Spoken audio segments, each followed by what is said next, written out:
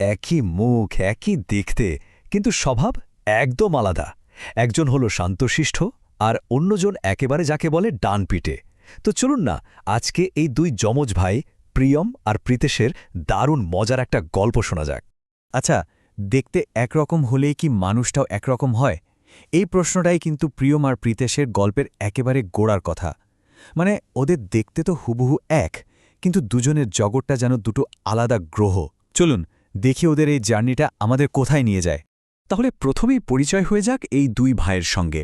একজনের নাম প্রিয়ম, যে কিনা সবকিছু খুব ভেবে চিন্তে করে, ভীষণ শান্ত। আর তার ঠিক উল্টো হচ্ছে প্রীতেশ, যার মাথায় সারাক্ষণ দুষ্টুমি ছাড়া আর কিছুই ঘোরে না। এই যে দেখুন, প্রিয়ম হচ্ছে শান্ত, বুদ্ধিমান, যে কোনো কিছু করার আগে 10 বার ভাবে। আর প্রীতেশ, সে হলো অ্যাডভেঞ্চার প্রিয়, মানে কোনো কিছুতে ঝাঁপিয়ে পড়তে ওর এক মুহূর্ত লাগে না। দুজনের মধ্যে তফাৎটা একদম পরিষ্কার, তাই না? গল্পের শুরুতেই দেখুন প্রিয়ম কতটা চিন্তিত। স্কুলে যাওয়ার আগে ভাই প্রীতেশকে সে কি বলছে, প্লিজ আজ কোনো ঝামেলা করিস না, আমার প্রজেক্ট জমা দেওয়ার আছে। মানে ওর কথা শুনলেই বোঝা যায় যে ও কতটা গোছানো আর দায়িত্ববান। আর স্কুলে যেতে না যেতেই শুরু হয়ে গেল আসল মজা।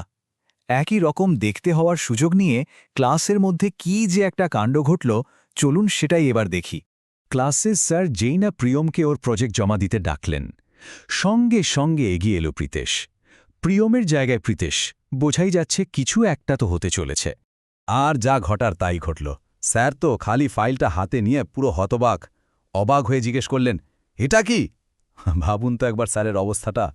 আর প্রীতেশের উত্তরটা শুনুন একবার। মুখে একটা দুষ্টু হাসি নিয়ে সে কি বলল, স্যার, এটা তো মডার্ন আর্ট। মানে ভাবা যায় কি সাংঘাতিক একটা জবাব। এই হচ্ছে প্রীতেশ, যে কোনো পরিস্থিতিকে মজার বানিয়ে ফেলায় ওর কাজ।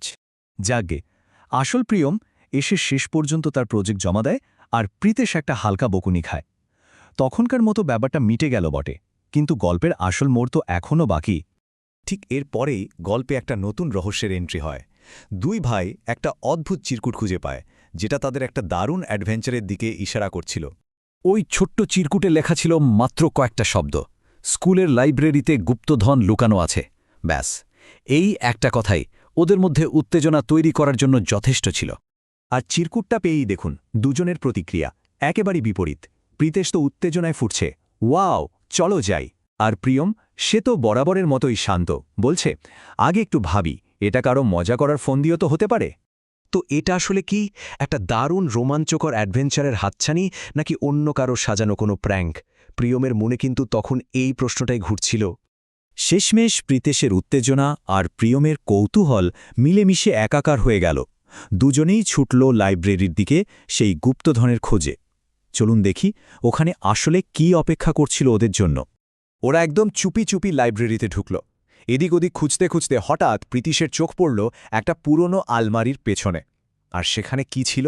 একটা ধুলোয় ঢাকা পুরনো বাক্স। কিন্তু বাক্সটা খুলতেই ওরা অবাক। ভেতরে কোনো টাকা বা গয়না নয়, ছিল কিছু বই আর তার সাথে একটা চিঠি। সেই চিঠিতে লেখা ছিল একটাই লাইন, আসল গুপ্তধন হল জ্ঞান। বা সোনা হীরের থেকেও অনেক বেশি দামি একটা জিনিস সেদিন ওরা খুঁজে পেল। আর ঠিক তখনই পেছন থেকে একটা পরিচিত গলার আওয়াজ, আরে এ তো ওদের ক্লাসের স্যার। দেখা গেল এই পুরো গুপ্তধনের প্ল্যানটা তারই ছিল। তিনি দেখতে চেয়েছিলেন তার ছাত্ররা জ্ঞানের মূল্যটা বোঝে কিনা। এই যে দারুণ একটা অভিজ্ঞতা হলো, এটা দুই ভাইকে একটা খুব বড় শিক্ষা দিয়ে গেল।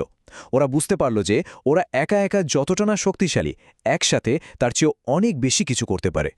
বাড়ি ফেরার পথে প্রীতেশ প্রথমবার ব্যাপারটা স্বীকার করল। সে প্রিয়মকে বলল, তোর সাহস না থাকলে আমরা যেতামই না, এটা ঠিক, কিন্তু তোর মতো একটু ভেবেচিন্তে কাজ করলে বোধহয় আরও ভালো হতো। উত্তরে প্রিয়মও হেসে ফেলল, বলল, আর তোর সাহসটা না থাকলে তো আমরা এই অ্যাডভেঞ্চারটা শুরুই করতে পারতাম না। প্রিয়মও সেদিন বুঝল, শুধু ভেবে গেলেই হয় না, মাঝে মাঝে কাজে ঝাঁপিয়েও পড়তে হয়। এই স্লাইডটা দেখলেই পুরো ব্যাপারটা পরিষ্কার হয়ে যায়। একদিকে প্রিয়মের বুদ্ধি আর সাবধানতা, আর অন্যদিকে প্রীতেশের সাহস আর এগিয়ে যাওয়া স্পৃহা, এই দুটো মিলেমিশে তৈরি হলো একটা পারফেক্ট টিম। তো একেই বলে আসল টুইন পাওয়ার। মানে আসল শক্তিটা কিন্তু একরকম হওয়ার মধ্যে নেই, আছে দুজনের আলাদা গুণগুলোকে এক করার মধ্যে। প্রিয়মের মাথা আর প্রীতেশের সাহস, এই দুটো যখন এক হয়ে যায় তখন তাদের আটকায় এমন সাধ্যকার। তারাই তো তখন একটা আনস্টপেবল টিম। তাহলে শেষ প্রশ্নটা এই থাকল, একটা টিমকে সত্যি সত্যি শক্তিশালী করে তোলে কোন জিনিসটা? প্রিয়মা আর প্রীতিশের এই গল্পটা কিন্তু আমাদের অনেক কিছু ভাবার সুযোগ করে দিল, তাই না?